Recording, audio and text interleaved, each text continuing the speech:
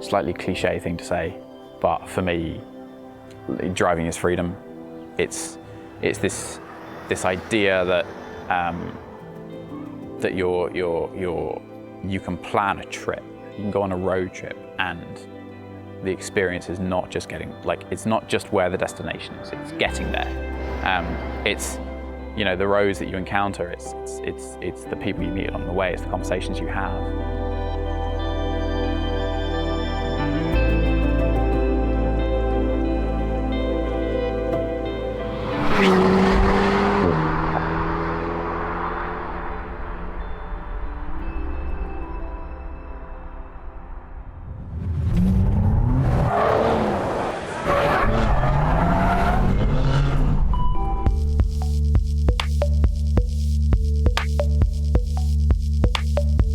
This is what a lot of people would call, and I suppose is, a Life 110 spec car.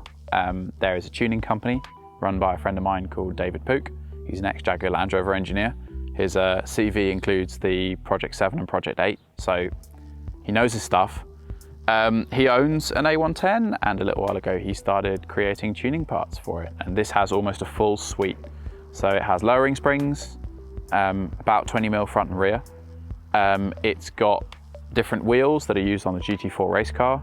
It's got some spacers just to give it a little bit of extra stance.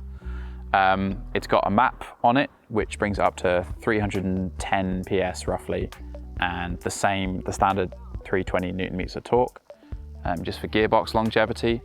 And it's got an aero kit on it, which is not just for looks. It actually provides a substantial amount of downforce and really makes the front end a lot more positive. All carbon fiber, made in Japan. It's quite a cool thing. It certainly gives it a much more aggressive and much more butch look than the standard car.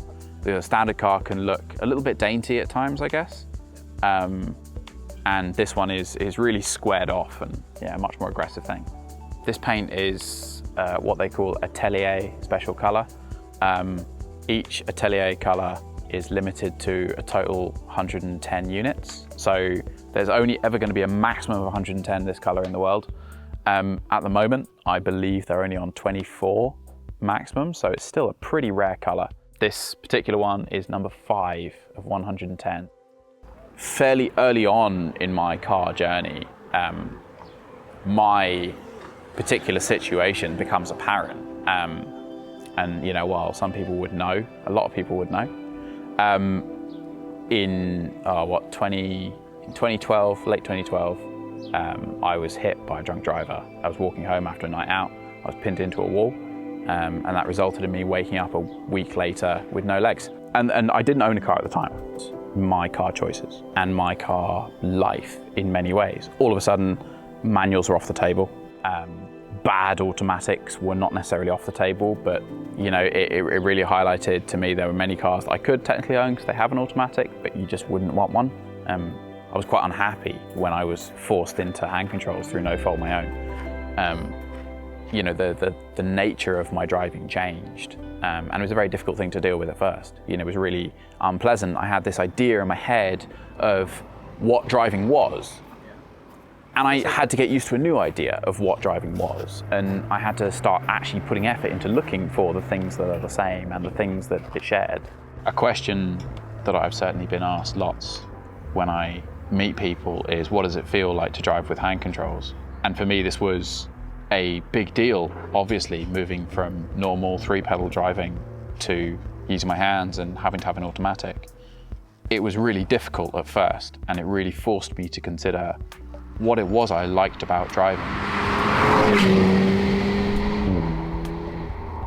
And whether it was worth sticking at to get that enjoyment back.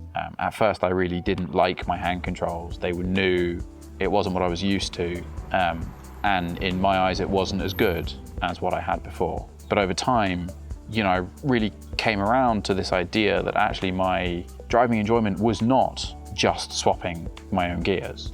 It was much more than that. And the hand controls are just a different means to an end now, and I enjoy my driving just as much as I did before.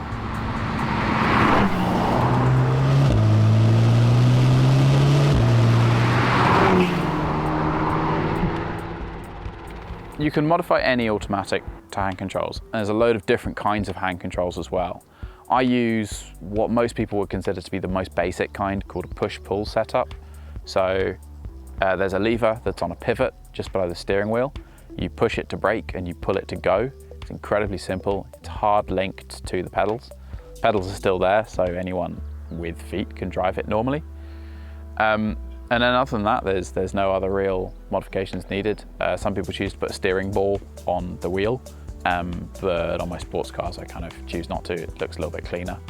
A lot of it is just day to day. It's opening the garage door and seeing it, you know, my sports car in my garage, and getting that joy from just knowing that it's there when I want it.